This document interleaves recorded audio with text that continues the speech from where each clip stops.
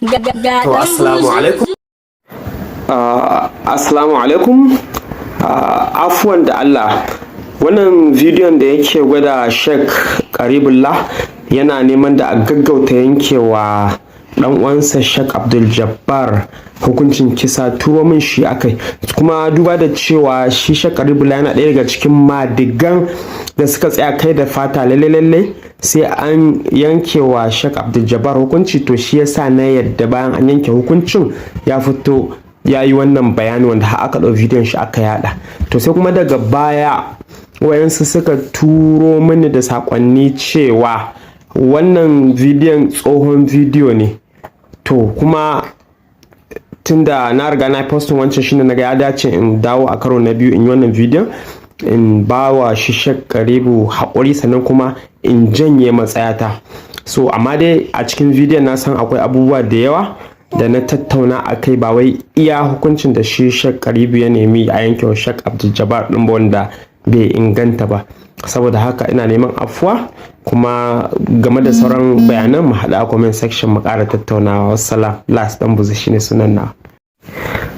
Dan Allah mutane masu sare zagi ku yi haƙuri.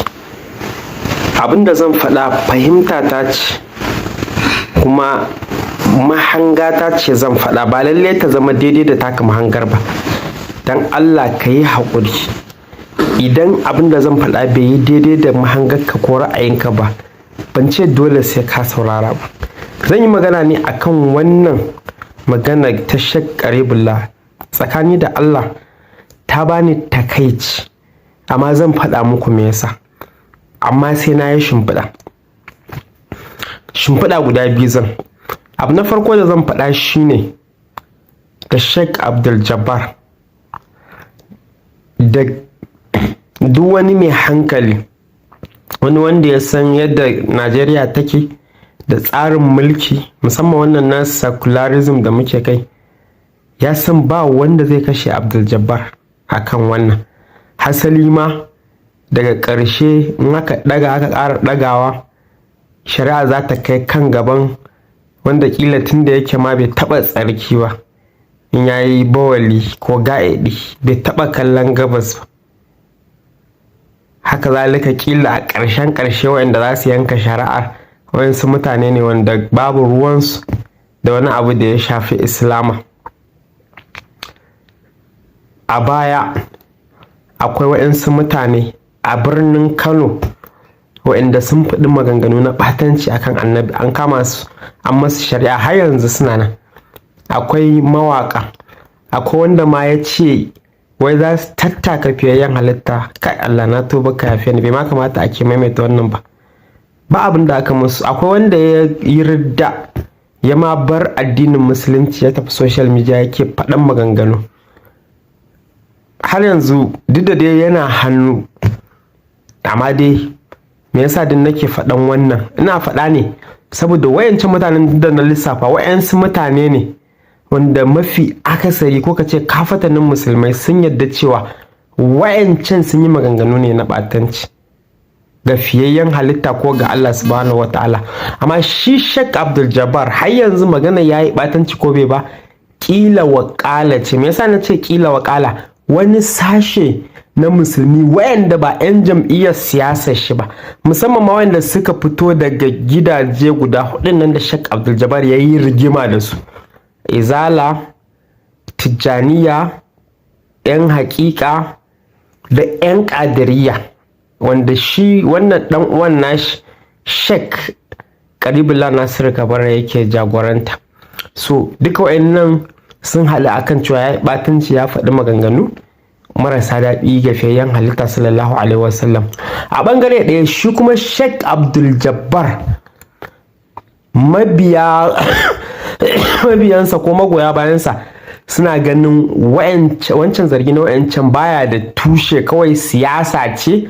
Shi dai kamar yadda Sheikh makare magana akan ko a baya yawancin mutane da aka zarga da zindiƙanci wanda kila wa'yansa suka rasa rayuwarsu, to ba wai asalin zindiƙancin ne abinda aka kalla ba, bambanci ne na siyasa ko batawa shugabanni ko ba sa tare da shugabanni su na wannan lokacin ko wani abu makamanci haka. Amma ko ma dai menene, su mabiya bayan Abdul Jabbar suna ganin cewa shi Sheikh Abdul Jabbar ma ya mafo 'yancan mutanen ƙaunar fiyayyen halitta, saboda ai shi mission ɗin shi shine a tsarkake manzon Allah daga bara gurbin maganganu da aka jingina mai, wanda kuma suna nan a cikin littattafai da ake karanta da sunan Islama. Akwai hadisai da yawa da ya kawo ya ce ba sa da tushe, kusan karanta su ma cin mutuncin fiyayyen halitta ne sallallahu alaihi wasallam, ciki hada irin hadisan da aka ce iyayen shi suna wuta, da irin hadisan da aka rawaito ya je gidan wata mata har tana sharce mai kai, har tana cire wani abu dangin kwarkwata a kan shi, da irin hadisan da aka ce yana bawali a tsaye a kan bola. Duk da to wanda ya ji wannan, annabi ya yadkhulu ala ummu haram. Akwai wata mata sunanta ummu haram bint milhan. Annabi kan shiga in ya ji quba sai ya shiga wurin ummu haram bint milhan, fatut'imuhu, sai ta kawo abinci ta ciyar da shi ta bashi. Wa kanat ummu haram tahta ubadah bin samit, ta kasance karkashin wani sahabi da ake kira ubadah bin samit. Fa dakhala alaiha rasulullah sallallahu alaihi wasallam yawman, akwai wani yini da annabi je wurin ta, fa at'amatu, ta bashi abinci wa jalasat tafli fi ra'sihi, sai ta zauna tana kaman tsefe mishi gashi, wato tana warware gashin shi don a cire kwarkwata. Fala yafli wa yafli, amma gaske cewa kashe, saboda na ce annabi baya zuwa gidan wata wai ita ummu haram.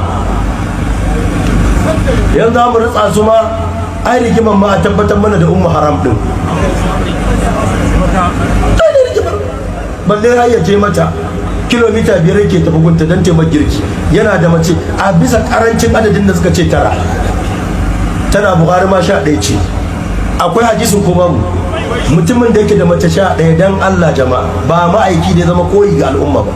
Ni da kai da kowa zai zama, ina jin babban lalataccen karshen lamba, mace 9 ko 11 ba ka da wadda za ta yi ma girki sai ka bu wata kilomita 5 tafiya irin ta lokacin, ko akan sawu ko akan dabba, ka je dan taimaka girki.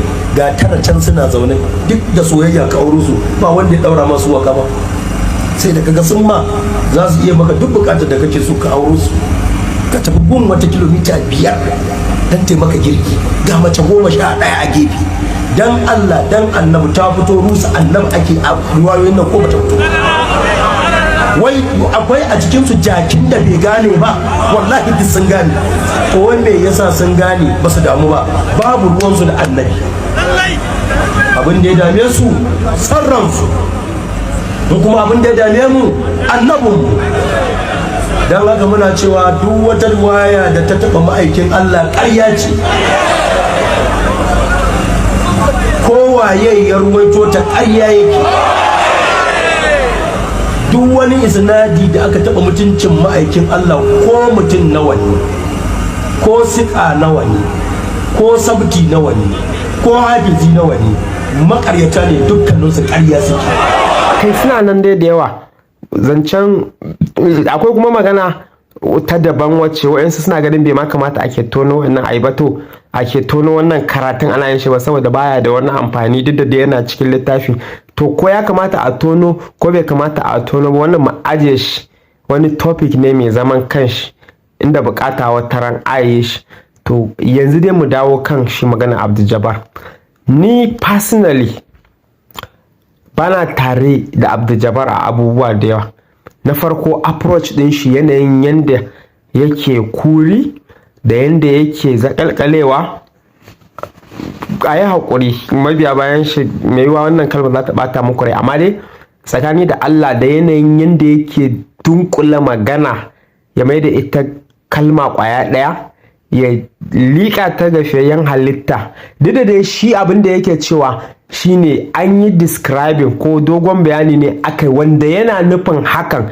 Ni a gani na ba bukata yi amfani da kalmomin da ya amfani da su wanda suna ɗaya daga cikin abubuwan da aka ce ya nuna a cikin littafi wanda kuma a zahiri babu, amma dai shi ya yi insistin cewa ai abu kaza da abu kaza da abu kaza da aka ce to ana nufin kaza. To amma dai tsakani da Allah approach ɗin shi daman dole a kai shi ƙasa, kuma ma kai komai kyakkyawan tsarin approach ɗin shi inda aka yi ma taron dangi Hausa suka ce sarkin yawa ya fi sarki ƙarfi, to duk ba wannan ba. Mu dawo kan shi wannan bidiyon na Sheikh Qaribullah wanda na ce na ji takaici. A muƙaddara ba wanda zai kashe Abdul Jabbar, ni da ku mun sani, kar mu yaudari kanmu, ba wanda zai mai hukuncin kisa. To amma mu ma ƙaddara za a mai hukuncin kisa, shi Sheikh Qaribullah tunda dai da su ake faɗan nan har sun yi nasara an zo wannan gabar, ina tunanin babu buƙatar ya zo ya dinga lobbying gwamnati lalle sai an yanke hukuncin saboda abu aƙalla ƙwaya ɗaya.